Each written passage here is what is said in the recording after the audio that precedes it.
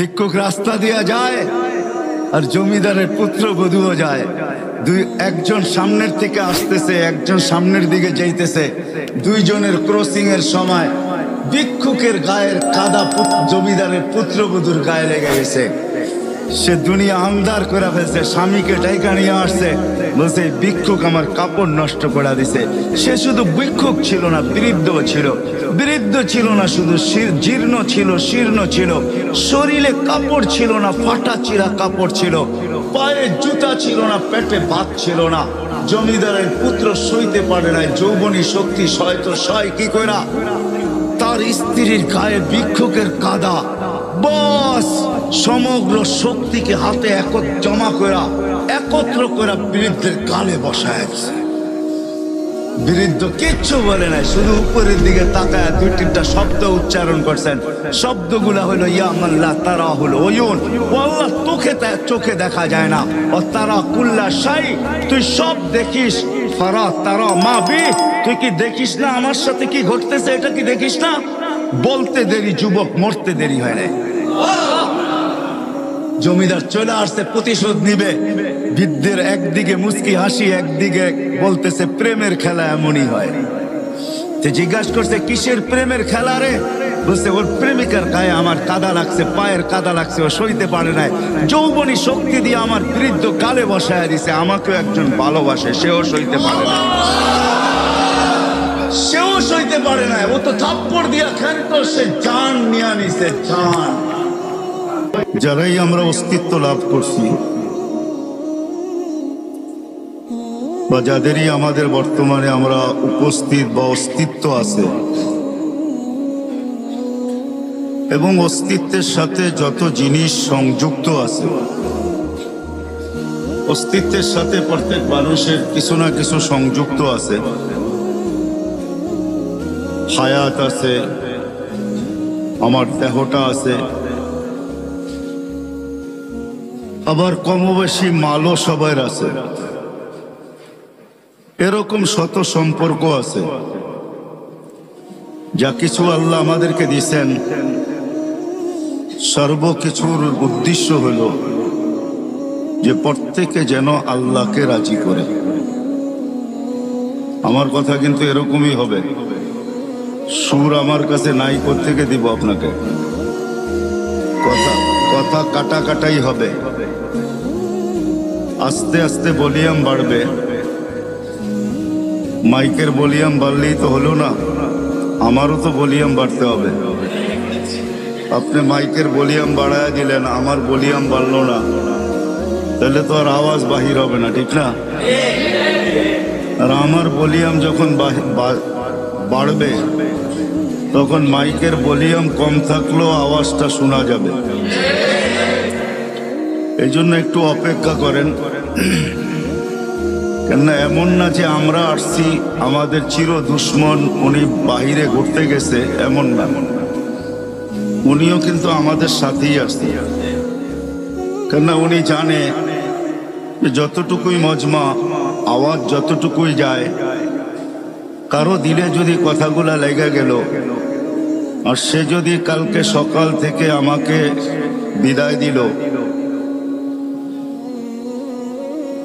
তাহলে ক্ষতি তার বিরাট বড় হয়ে যাবে। এই জন্য সে আমাদের সাথেই আসছে। শুধু সে আসে নাই, আরেকজনকে সাথে নিয়ে আসছে, যেটা সদা সর্বদা আমরা ভিতরেই বহন করে রাখি। আমাদের মনটা আমাদের ভিতরেই আছে। কেননা মনই শয়তানকে শয়তান তৈরি করছে। শয়তানের কোনো পিশাব ছিল না, সে কারো মুরিদ ছিল না যে পিশাব মারা গেছে তাকে খেলাফত দিয়া দিছে আর সে কিয়ামত পর্যন্ত এটাকে পরিচালনা করবে, সে দরবার খুলা দিছে, এমন না। তার মনই তাকে বিরোধিতা করে, তার মনই তাকে গোমরা করছে। ঠিক আমাদের ভিতরে কিন্তু আমাদের একটা মনও আছে, যেটা শয়তানকে পদভ্রষ্ট করছে। শয়তানের মনই শয়তানকে ধোঁকা দিছে, এই কথা বুঝাইছে যে তুই তো উত্তম, মাটিকে জ্বালায়া ইটো বানাস, আবার সবকিছুকে জ্বালায়া তুই ছাইতে রূপান্তরিত করিস। তুই আগুনের তৈরি, মাটিটাকে সেজদা করবি তো করবি কেন? তার বুঝে আসছে, যুক্তি দিয়া তাকে বুঝাইছে, যেরকম আমরা এখন যুক্তি তর্ক দিয়া বুঝি। সবাই মনে মনে ভাবে, কথাগুলা শুনি, ভালো লাগার পরেও অনেকজনে এই কথাই বলবে যে আমাদের বিবেক বুদ্ধি বিদ্যা কি কম আছে নাকি? আমরা জেনারেল শিক্ষায় শিক্ষিত, আর হুজুররা হলো ধর্মীয় শিক্ষায় শিক্ষিত। অথচ সে কোনোদিন তাকায় দেখে নাই যে ডিকশনারিতে জেনারেলের অর্থটা কি লেখা আছে। ডিকশনারিতে জেনারেলের অর্থ লেখা আছে সাধারণ শিক্ষা। সাধারণ জিনিস নিয়ে যে গৌরব করা যায় না, এটা আমাদের মাথায় নাই। বিদায় আমরা বইলা বেড়াই আমরা কি শিক্ষিত কম নাকি? বরিশালের থাকলে তো বইলেই বসবে, মুই কি কম বুঝি, মোরে বুঝাইতে হইবে। তো বিদায় যুক্তি তর্ক দিয়া শয়তান বুঝাইছে, মন বুঝাইছে শয়তানকে যে তুই উত্তম। এই জন্য সে সৃষ্টি যদিও আল্লাহর পাওয়ার সম্বন্ধে আমাদের চেয়ে শয়তান 1000 কোটি গুণ বেশি জানে। কেন সে দীর্ঘ একটা সময় আরশের নিচে ছিল, 30,000 বৎসর টানা আরশের নিচে ছিল। সে শুধু আরশের তওয়াফ করছে, বিদায় তার অভিজ্ঞতা জ্ঞান অনেক বেশি। কিন্তু সে মনের কাছে মার খেয়ে গেছে, বিদায় ওই শয়তানও আমাদের সাথে আসছে। মন তো আছেই আছে।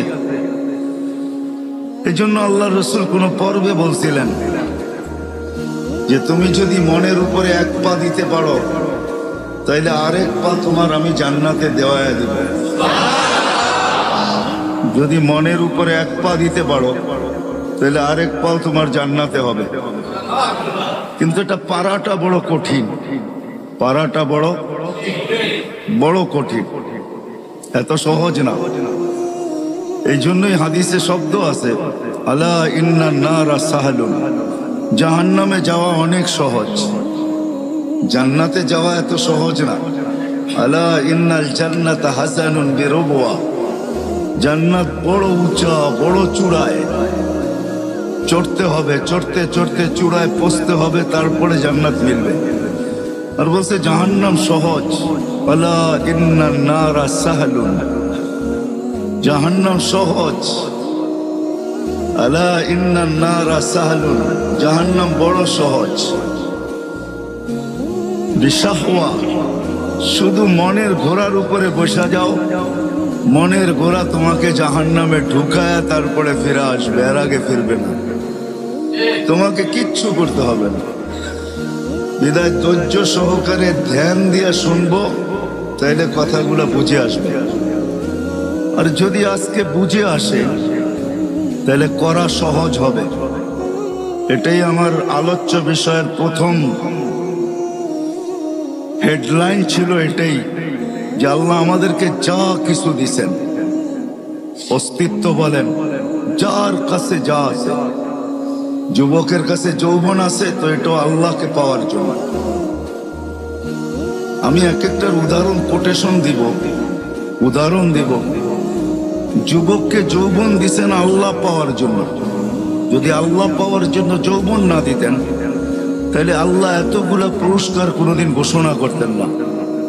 আল্লাহ যুবককে আগেই শোনায়া দিয়েছেন, তোমার যৌবন আমাকে পাওয়ার জন্য। পাইলে কি হবে মালিক? তোমার জন্য এখন থেকেই আমি আরশের নিচে গ্যালারি বানাইতে শুরু করব।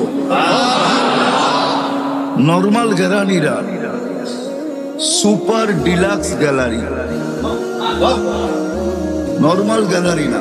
স্টুডিয়ামে নর্মাল গ্যালারিও থাকে, আবার সুপার ডিলাক্সও থাকে। সুপার ডিলাক্স যেটা হয়, ওটার ভিতরে চেয়ারও আলাদা, এসিও লাগানো থাকে, দেখতে অসুবিধা হইলে প্রজেক্টরও থাকে। কি বলেন, বুঝাইতে পারতেছি? দেখতে যদি কোনো যুবকের অসুবিধা হয় তো প্রজেক্টর থাকে। আবার ওটার ভিতরে খাওয়া দাওয়াও থাকে। একটু পর পর জিজ্ঞাসা করে চা খাবেন, একটু পর পর জিজ্ঞাসা করে পানি লাগবে, কেননা খাদেম থাকে তো, কেননা সুপার ডিলাক্স ওরকম টিকিট নিয়ে ঢুকছে।